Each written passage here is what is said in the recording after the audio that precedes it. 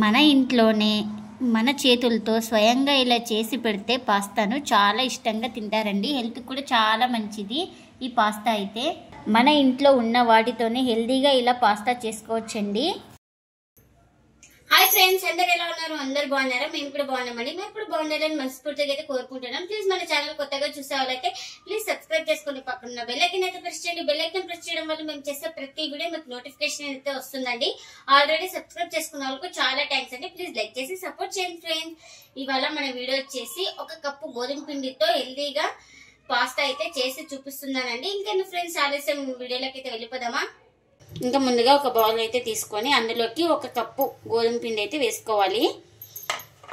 అలాగే 1 స్పూన్ అంతా ఆయిల్ కూడా వేసుకోవాలి. ఇందులోకి రుచికి తగినంత సాల్ట్ కూడా వేసుకోవాలి. ఈ ఆయిల్ సాల్ట్ వేసుకున్న తర్వాత ఒకసారి ఇలా బాగా కలిపేసుకోవాలి. ఇలా కలిపేసుకున్న తర్వాత కొద్ది కొద్దిగా వాటర్ అయితే వేసుకుంటూ చపాతీ పిండిలాగా అయితే తడిపేసుకోవాలి.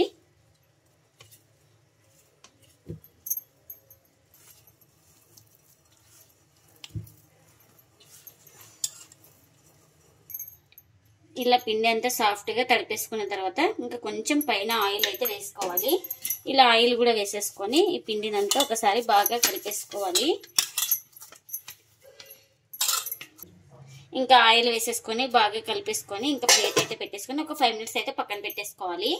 ఇంకా చూడండి, పిండి అయితే 5 మినిట్స్ తర్వాత అయితే బాగా సాఫ్ట్గా నానిపోయింది ఈ పిండి. ఇంకా ఇలా కింద అయితే ఇంకా బండ మీద పెట్టేసుకొని ఒకసారి ఇలా బాగా కలిపేసుకోవాలి.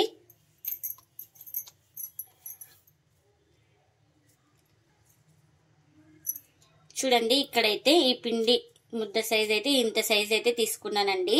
ఇంకా ఇందులో మనకు 4 భాగాలు అయితే అయినాయి. ఇంకా ఇప్పుడు బాగా రౌండ్గా చుట్టేసుకోవాలి.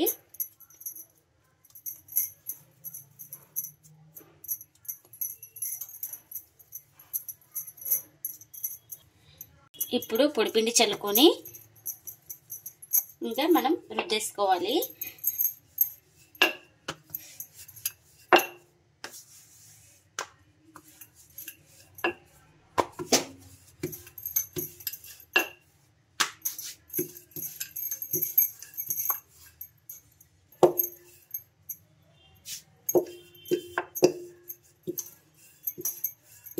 అంత మందంగా అంత పలుచగా లేకుండా మీడియం సైజ్ అయితే తిక్కేసుకోవాలి చపాతీ అయితే. చూడండి, ఇంకా ఈ సైజ్ అయితే ఉండాలి మనకు. ఇంక ఇప్పుడు ఇలా తిక్కేసుకున్న దాన్ని ఇలాంటి మూత మన ఇంట్లో ఉంటాయి కదండి ఏవైనా, ఇంకా ఇలా అనేసుకోవాలి షేప్ అయితే.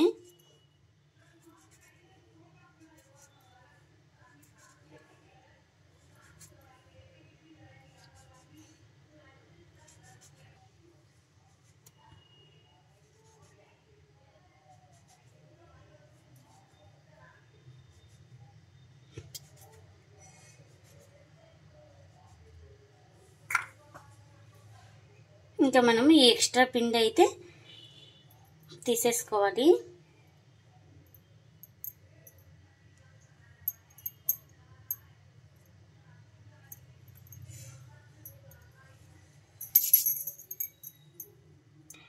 ఇంకా ఇప్పుడు చూడండి, చూపిస్తాను మీకు. ఇలా చేసుకున్న వాటిని ఈ లాస్ట్ నుంచి ఈ లాస్ట్కి అయితే ప్రెస్ చేసుకోవాలి బాగా గట్టిగా ఊడిపోకుండా. ఈ ప్రెస్ చేసిన దాన్ని ఇక్కడ ఉంది కదండి, ఇంకా ఈ మధ్యలో ఇలా పెట్టేసుకొని ఇలా అనేసుకోవాలి. ఇది పాస్తా షేప్ అండి.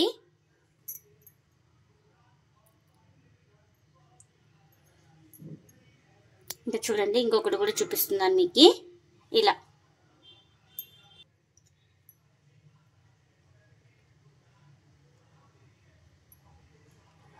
గట్టిగా ప్రెస్ చేసుకోవాలండి, మరి ఊడిపోతాయి ఇవి. చూడండి, ఇలా రావాలి. ఇలా ఇంకా రెడీ అయిన వాటిని ఒక ప్లేట్లో అయితే పెట్టేసుకుంటున్నానండి. ఇంకా చూడండి, అన్ని ఇలా రెడీ చేసుకొని ప్లేట్లో అయితే పెట్టేసుకున్నానండి. ఇంకా మిగతా పిండిని కూడా ఇలా చపాతీ అయితే చేసేసుకున్నాను. ఇప్పుడు దీన్ని కూడా ఇంకా షేప్ అయితే ఇలా మూతతో అయితే కట్ చేసుకుంటున్నా. మొత్తం అన్ని ఇలానే చేసుకోవాలండి.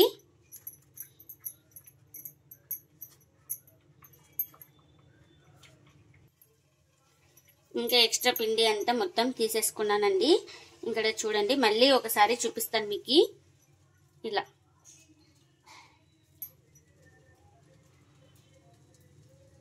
ఈ లాస్ట్ జాయిన్ చేసుకోవాలి. మళ్ళీ ఈ జాయిన్ చేసిన దాన్ని ఇలా కలిపేసుకోవాలి.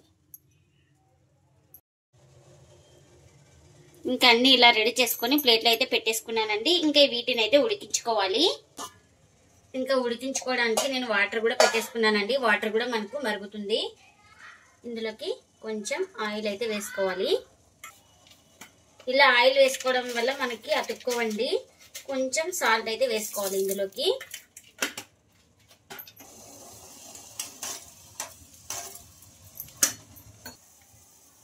ఇంకా ఇలా రెడీ చేసి పెట్టుకున్న వాటిని నీళ్ళు అయితే వేసేసుకోవాలండి.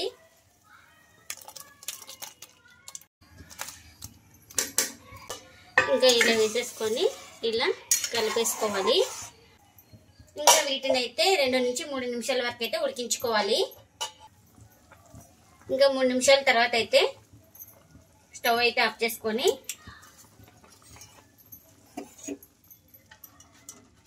ఇలా జాలి గెరెటతో ఈ బొక్కల గిన్నెలో అయితే వేసుకోవాలండి. మనకు ఎక్స్ట్రా నీళ్ళు అయితే ఉంటే బయటకైతే వెళ్ళిపోతుంది.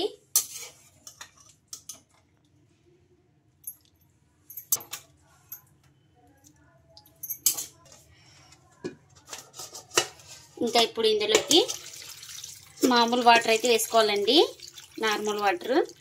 ఇంకా మనకు ఆ వేడికి ఎక్కువ ఉడకవన్నమాట. ఇలా నార్మల్ వాటర్ వేయడం వల్ల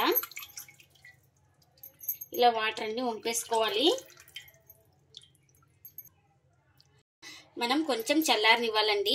ఇంకా కడాయి పెట్టేసుకొని ఆయిల్ కూడా వేసేసుకున్నానండి. ఆయిల్ కూడా హీట్ అయింది. ఇప్పుడు ఇలా పొడవుగా కట్ చేసుకున్న ఆనియన్స్ అయితే వేసుకోవాలి. అలాగే చిన్నగా కట్ చేసుకున్న పచ్చిమిర్చి ముక్కలు కూడా వేసుకోవాలి.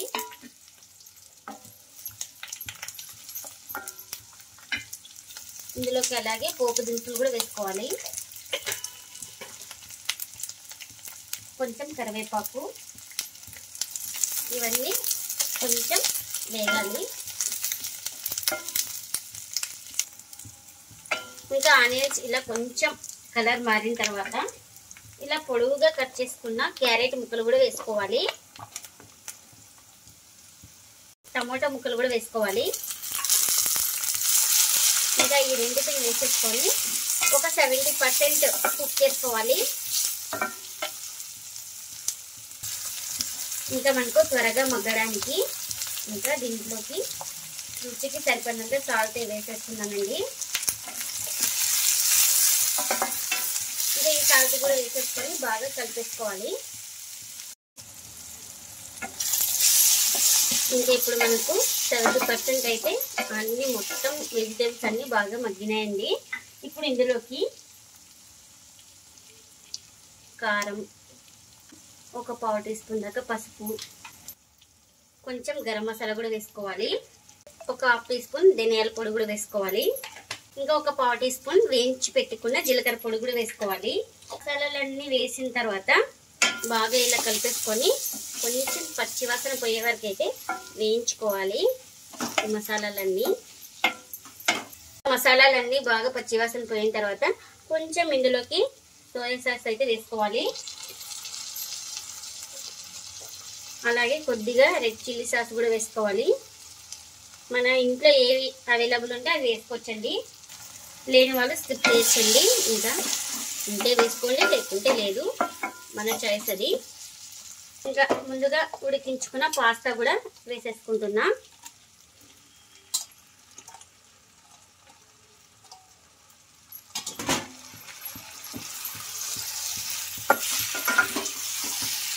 ఈ పాస్తా వేసిన తర్వాత కింద నుంచి బాగా కలిపేసుకోవాలి. ఈ పాస్తాకు కూడా మసాలాలన్నీ పట్టాలి కాబట్టి ఇంకా కింద నుంచి ఈ స్పూన్తో బాగా కలిపేసుకోవాలి. ఇంకా ఇప్పుడు ఇదంతా బాగా కలిపేసుకున్నాక ఇంకా చివరిగా కొంచెం కొత్తిమీర కూడా వేసేసుకోవాలి. మనకు హోమ్ మేడ్ పాస్తా అయితే రెడీ అయిపోయిందండి.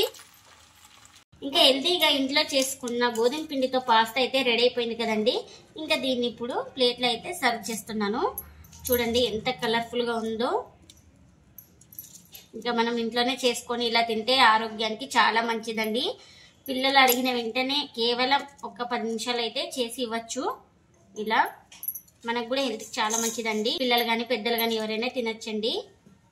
మార్నింగ్ బ్రేక్ఫాస్ట్ గాను ఈవినింగ్ స్నాక్ గాను తినొచ్చండి. అంత టేస్టీగా ఉంటుందండి పాస్తా అయితే. ఇంకా ఇప్పుడు మీకు కానీ తిని టేస్ట్ ఎలా ఉందో చెప్తానండి.